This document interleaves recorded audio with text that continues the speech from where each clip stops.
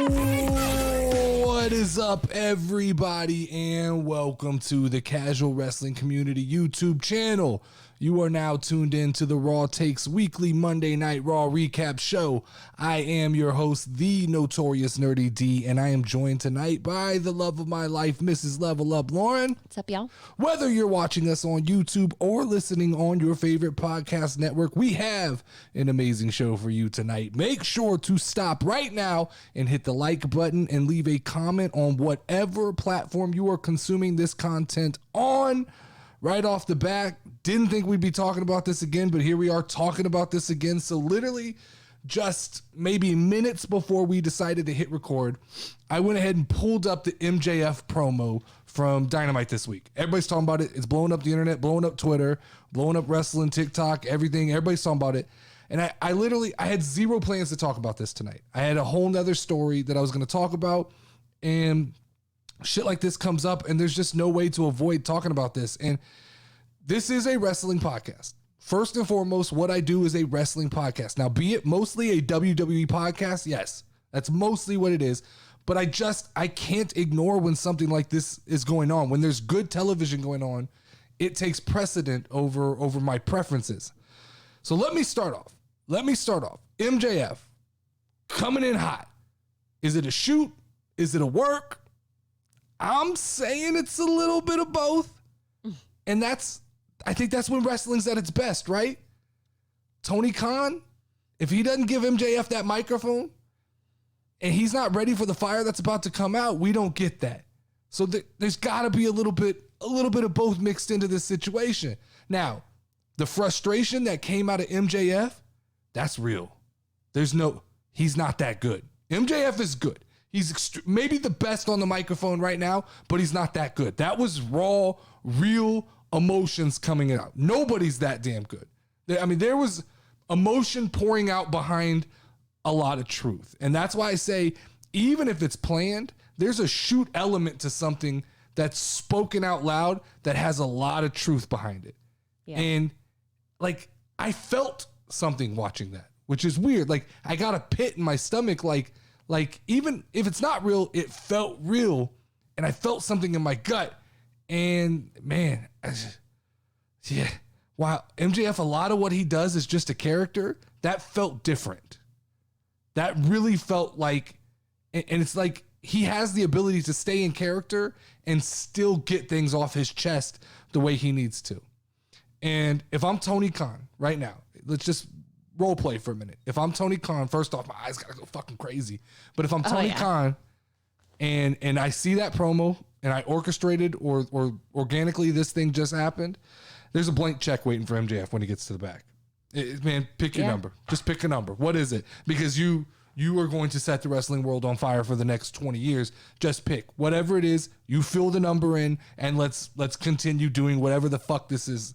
Because number one, Darby Allin, he can't make the crowd react like that. No. Sammy Guevara, he's not making. They don't like him. Like, the crowd boos him, but he's not making the crowd react like that. Jungle Boy, for damn sure, ain't making the crowd react like that. And Britt Baker, well, she gets the crowd hyped up. She's not moving nobody in AEW, not named CM Punk, is moving the crowd like MJF does. Maybe Jericho, maybe CM Punk, Jericho, Brian, Moxley. You could put but those are fucking big boys. Yeah. Those are the big boys of pro wrestling. And MJF's right there. The crowd fucking responds. He had them cheering. He had them booing. He was spinning them. I don't know. Is it a work? Is it a shoot? I still don't know. Now, the IWC is all over Twitter right now yelling, this is a work. He got you guys. He got you. It's a work. Like I said, maybe it is. Maybe this was all orchestrated. Maybe there was some big plan behind all this, but he's telling the truth. There is truth behind what he's saying. So at worst, you have to call this like a worked shoot, because there was passion behind what he's saying. Until I see some kind of document, proof, a new contract that says MJF is paid top 5 within the AEW company, there's got to be real elements to this. There really does. staged, not staged, that man deserves the paycheck. And fortunately, or unfortunately, whichever way you see pro wrestling, I think this put Tony Khan in a position where he has zero choice but to literally just give MJF anything he wants to stay in AEW. I think this promo, if let's say it's real, let's just pretend it's real for a minute. This promo forces the hand of Tony Khan to go, he can't leave. Like, there's zero chance he can leave. Whatever he wants, he gets. We have to keep him in this company. We can't let him go to WWE. We just can't. Because from a purely casual wrestling fan, and what I consider myself, a casual wrestling fan, and one that is even more casual to the AEW product, right? I tune in, I tune out. Yeah. It felt real. It really did. I thought it was real. It felt real. And so, like I said, either way, real or fake, they have my attention. They've got my attention now. So props. A shout out to Tony Khan for either having the balls to let MJF really go out there and just air out all his fucking dirty laundry, or for orchestrating one hell of a story in professional wrestling that has me tuning in to see what the future, like, I'll be watching Dynamite for the next couple weeks to really see where this thing goes and how it plays out, and the way they did it through social media. If it's really orchestrated, man, props. Good job. They did it. They nailed that. I still wish, like, I would pay a good amount of money for an app that would just condense AEW programming down to only the things I give a shit about. Yeah. Like, if I could just hit like MJF, CM Punk, that's what I want to see, get rid of all the other shit, I would pay like $3 or $4 a month to be able, and even the same with WWE, really. Like, if I could just kind of pick and choose the stories I wanted to be a part of, and it condensed down the bullshit long shows into just things I wanted to see, that's how I'd prefer to consume my pro wrestling. Is Crazy Eye Baby Kahn in there? No, I don't give a shit what Tony Khan does. That man's on cocaine. He's on something, allegedly. In other news, Bray Wyatt has released some cryptic tweets on Twitter that has the IWC fucking losing their shit once again, all trying to decipher what it means and coming up with these mystical fucking explanations to what he wrote. I have the tweet right here. The tweet is, he tweeted, quote, "Everything good that's ever happened to me first came a period of horrible suffering. I never ask why. I just wait for the rough part to end. I was chosen for whatever reason, and I've got shit to do. It doesn't hurt anymore. It burns. I'm ready now." And then it ended with a red circle emoji. Yeah. And then he followed that tweet up later with, "Patience, it's almost time." I never know with Bray Wyatt. I don't know what the fuck he's talking. I'm not even gonna pretend to try to decipher this thing. I'll go with the consensus from the internet that the red circle, like, how deep these people go. Like, he's coming full circle back to WWE is what they're saying. Mm-hmm. I guess, like, how could you even come to that explanation is fucking insane. But I do truly believe, unless Bray Wyatt returns to WWE, I don't think it has that big of an impact, and that's no pun intended for Impact Wrestling. I don't know what he does for the wrestling world if he's not Bray Wyatt, if he's not The Fiend. Is the red circle a coming of full circle? I don't know. The problem for me is that Bray Wyatt is, or Rotunda, whatever the fuck you want to call him at this point, he's almost too smart and too good at being cryptic and being like symbolic, that most of this shit just, like, myself included, just fucking goes over our head, and we never get like the real fucking jewel that Bray Wyatt is, and his ability to like go deeper than just what you see on TV. He did make his profile pic a firefly with a Fiend mask that's scratched out with like red color pencil. Oh man, that's so that exciting. Feels like, it does feel very like WWE-ish return. And the rumor was before that his asking price was just too high for every other company. And I think WWE, they have that merchandise number. Like, they know what Bray Wyatt's really worth. And I really feel like WWE is the one company that can put the money behind him and maybe get it right with him this time. Yeah. But if Bray Wyatt returns, I thought, like, Hell in a Cell is a perfect spot for him to fucking return, right? Yeah. It's the spooky, scary pay-per-view or premium live event. What if he returns to be part of the Judgment Day?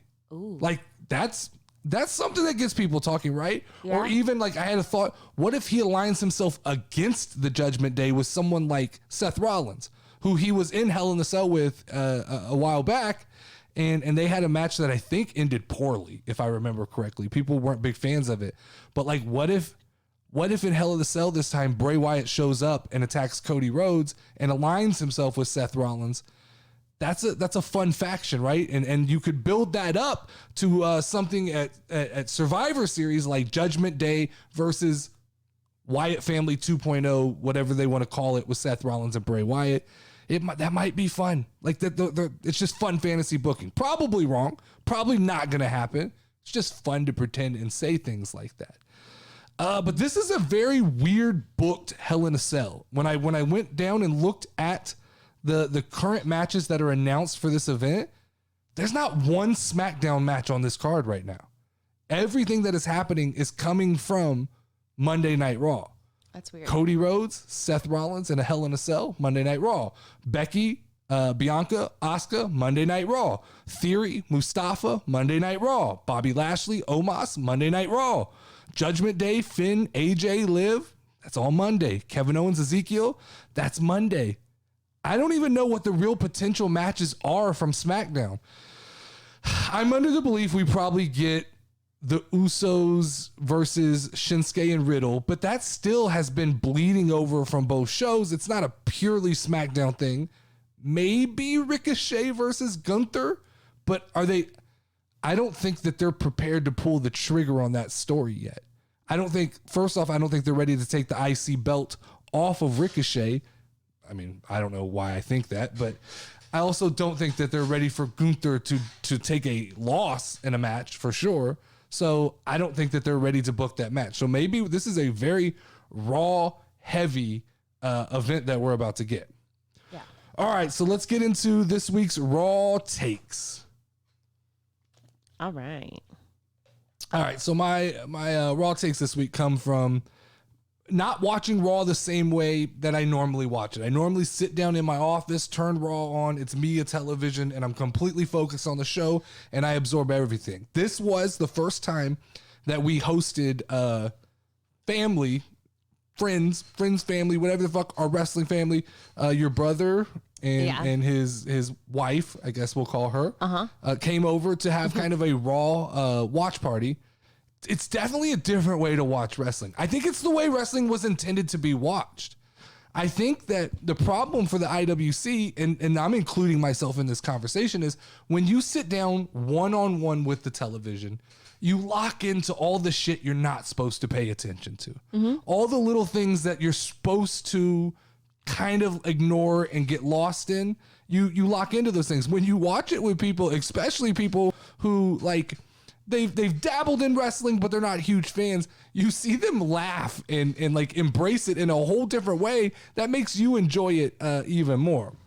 For sure.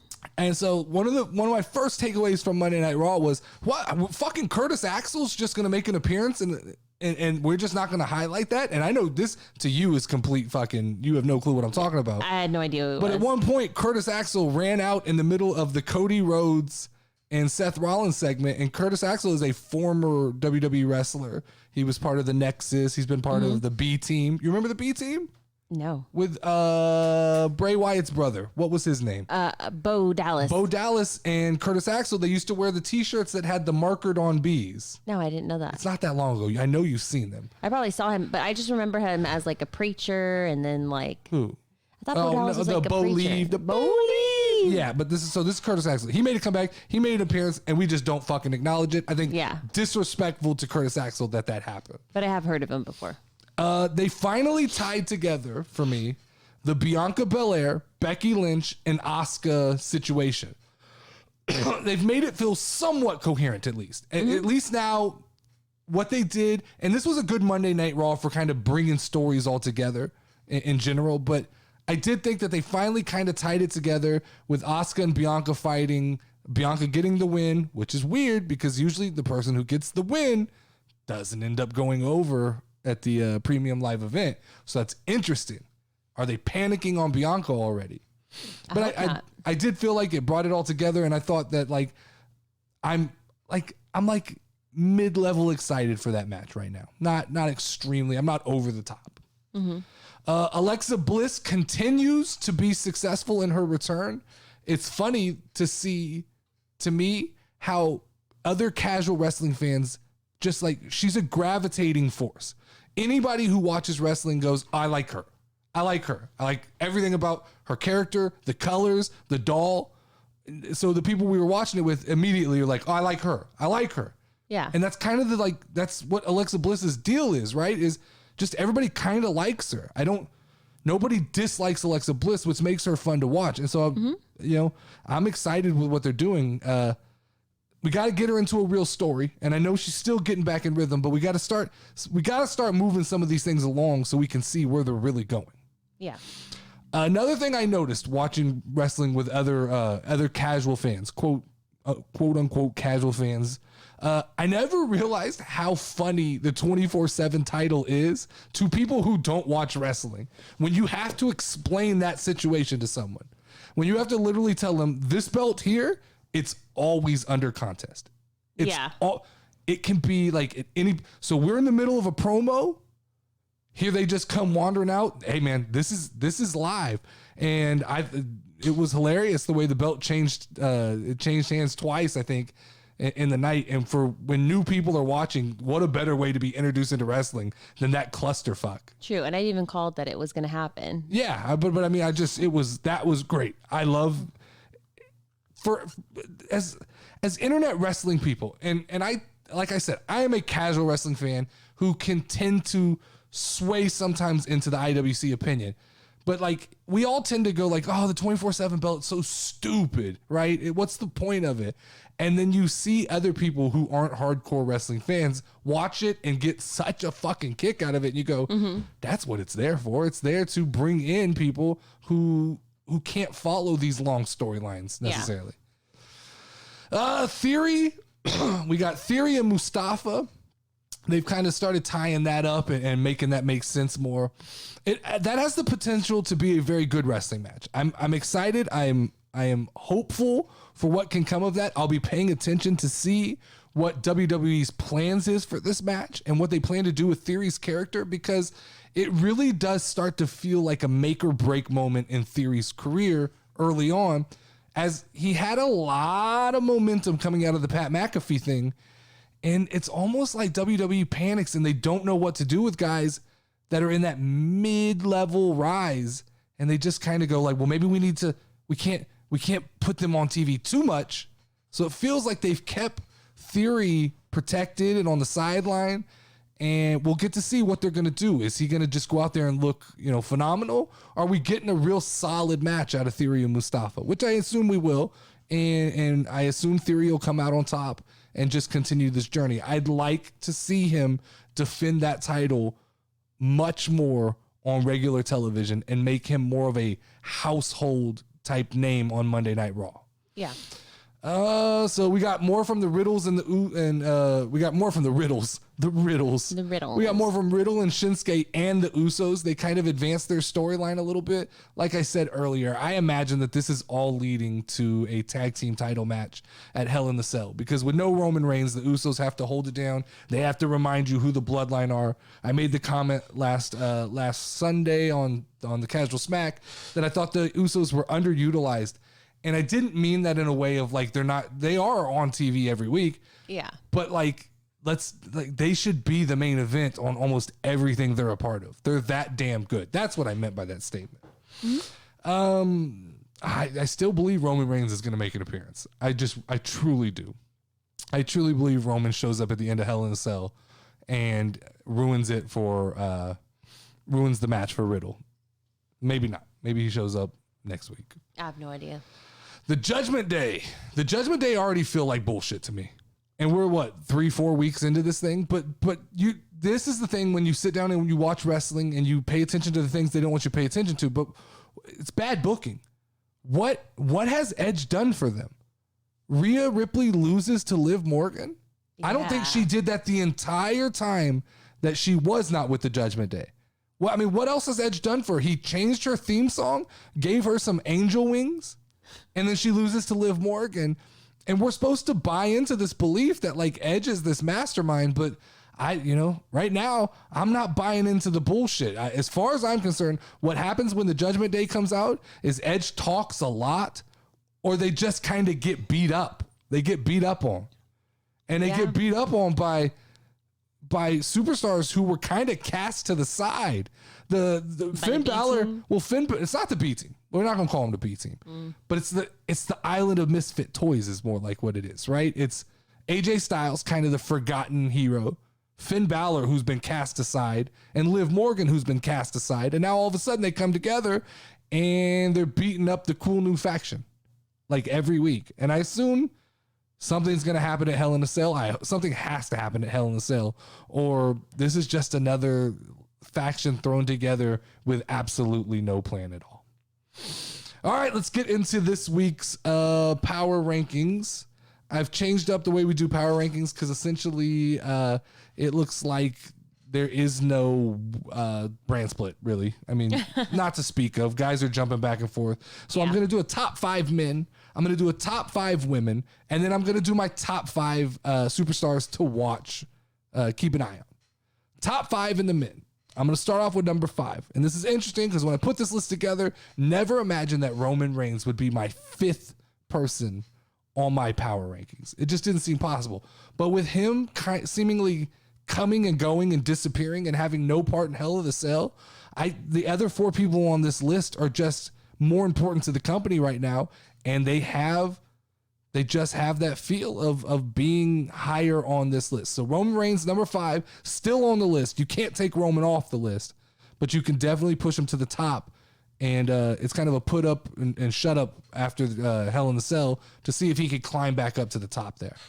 Number 4 are his cousins, the Usos. Man, nothing but praise for the Usos. And the only reason they're number 4 on this list is because this top 5 list is fucking crowded right now in WWE. When you really look at it and you break it down, you could do top 10, top 15, top 20. I only got time for top 5.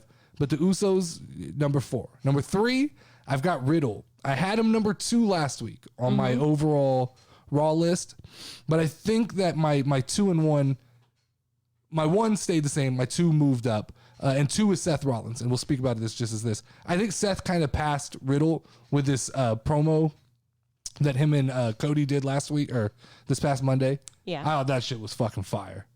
I thought that was an awesome moment of them being pulled apart, running back together, being pulled apart, running back together. Seth giving him them crazy eyes. Everything Seth does is awesome. I agree. And Seth and Cody are both awesome. I mean, I knocked on having that 3rd match, but man, it's been set up good, and I'm excited to watch it at Hell in a Cell. Hopefully, though, that's it. Like, that's where it needs to end. So top 5, my top 5 power rankings for men right now in WWE. Number 5, Roman Reigns. Number 4, the Usos. Number 3, Riddle. Number 2, Seth Rollins. And number 1, Cody Rhodes. My top 5 list for women right now, women superstars. At number 5, I have Liv Morgan. Picking up the win over Rhea Ripley is a big deal to me. Because like I said just a minute ago, I don't know what the fuck the Judgment Day are supposed to be. Like, Rhea Ripley joining the Judgment Day, then losing to Liv Morgan. What is Edge doing for her? But I do know what this Too Sweet, this little crew that they got, the Island of Misfit Toys with AJ Styles, Finn Balor, and Liv Morgan. It's definitely elevating Liv Morgan. I mean, I feel like out of all the people involved in this story, she by far is coming out looking the best right now. True. I don't know where the future holds, but as of right now, Liv Morgan has benefited more than anybody, and maybe it was by accident, maybe it's by design, but that's my opinion of what's going on there. Number 4, Alexa Bliss. She still doesn't have a real purpose, but I just think this whole kind of metamorphosis of like a character coming together, taking elements of everything she's done in the past and kind of bring it. And like I said, watching it with people, we watched it with people who had never seen her before, and all of a sudden they're like, oh, we like her. I just like, she kind of has that magnetism when she gets on. And so I look for her to trend upward on this list. Number 3 is Bianca Belair. Champion, you kind of got a champion's advantage here. You get put up on the list no matter what. But I think that she's sinking. I think getting the win, I told you, makes me nervous. Her getting the win on Monday Night Raw makes me feel like they could be hitting the panic button. There is a chance, be it a slim chance, there is a chance that Becky Lynch comes out of Hell in a Cell once again with the WWE Championship. That'd be crazy. And I think the fear is, and there's a lot of wrestlers. And I think if you look at the buddy show AEW over there, Hangman Adam Page is the same way. There's a lot of people who are a lot more exciting when they're chasing gold than when they're carrying gold.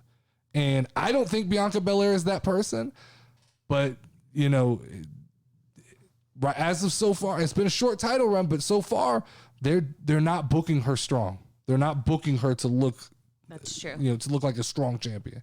And that's why at number 2, I have Becky Lynch. Becky Lynch climbs from the depths of nowhere. I thought she was done. Like, I thought that she was going to take a break, kind of like Charlotte. All of a sudden, she reinserts herself back into the Raw Women's Championship picture. And all of a sudden, she comes out of Monday Night Raw looking like the strongest person to win that title at Sunday's Hell in a Cell. And then number 1 on this list, I have Ronda Rousey. Ronda has, the last couple weeks, impressed me. Ever since her match with Charlotte, the I Quit match, I've been nothing but impressed with Ronda Rousey. She's wrestling longer matches. She's more visually impressive. Facially, she looks like she's buying into what's going on. Like, I've just been impressed. And I will assert, like, I will put this on, the less Ronda talks, the more Ronda goes over with the crowd. I could definitely see that. She just has this condescending voice where it always sounds like she doesn't give a shit. She probably does give a shit, but it sounds like she doesn't give a shit. So the less Ronda talks, and I'm not saying that she's not capable of talking, but the less she does talk, the scarier of an entity she becomes. Yeah. So I think right now in the women's division, just everything about Ronda Rousey feels like it's clicking in the moment. And I like where it's going. I like the story with Raquel Rodriguez. And I think that all of that is trending where I have problems with a lot of things. I think that story is going in the exact direction that it needs to go. Awesome. All right, quickly, my top 5 to watch moving forward here. Number 5, I have Ezekiel. Still curious where the fuck this is going. I'm still curious where we're going with Ezekiel. Number 4, keep an eye on the Judgment Day. Something's bound to happen. Liv, Finn, AJ, I get the vibe that one of them's going to turn on the other ones at Hell in the Cell, possibly. Yeah. I don't know. Like, it's hard to judge. If it doesn't happen, man, the Judgment Day could be cooked before they even get going. Number 3, Kevin Owens. Hey, last week I had him on my top 5 men list, or I believe maybe he was 6. Maybe he just didn't crack it. But as of right now, he's just so good. But they've just kind of stuck him in this almost mid-card comedy role, and everything he touches turns to gold. Keep an eye on him, because at any point in time he could spring up and he can pass anybody on the roster. I'm confident in that. Number 2, I have Shotzi. I think you got to keep an eye on Shotzi. She's so cool, man. I still say I think she's taken Sasha Banks' position in SmackDown. And I think that without missing a beat, she's kind of spoke up, become a locker room presence, and I like what they're doing with her being locked out and the animosity building up. And I think that real soon we're going to see Ronda Rousey and Shotzi in the ring together. That would be freaking And then awesome. last but not least, I have at number 1 to watch is Theory. This is make or break for him at Hell in the Cell. Like, we have to either see, like, it's put up or shut up. They either do something that's interesting with Theory, or we go back to thinking that Theory is irrelevant. And for somebody that the momentum was so high on coming out of WrestleMania, I felt like he was untouchable. He was Vince McMahon's guy. And then all of a sudden, it's like Vince McMahon's kind of disappeared. And yeah, they hint at like, oh, Vince wants to see or do or this, or he's Vince's boy. But really, that whole element of his character is gone. And now he's just turned into like the cookie cutter heel character that's like, I interfere in your match. I do snarky things. But for someone, he's not overly great on a microphone. The camera selfie gimmick is good, but it's not going to carry him through whatever past Mustafa. So I'm interested to see, like, what do they do to move Theory forward? Yeah. From here on out. All right. Guys, make sure to tune in for a special episode of Casual Smack this week. It's going to be on Friday instead of Sunday because we will be doing our official Hell in the Cell prediction show. So tune in on Friday for that. And that's all the housekeeping I really have. Short show this week. Most of it was the MJF stuff. Got a lot planned moving forward, but this has been another episode of the Raw Take Show. As always, I am Nerdy D. That is Level Up Lauren, and you can ring the final bell. Ba-ding, ding, ding, ding. Step in the ring. If you ready, let's go.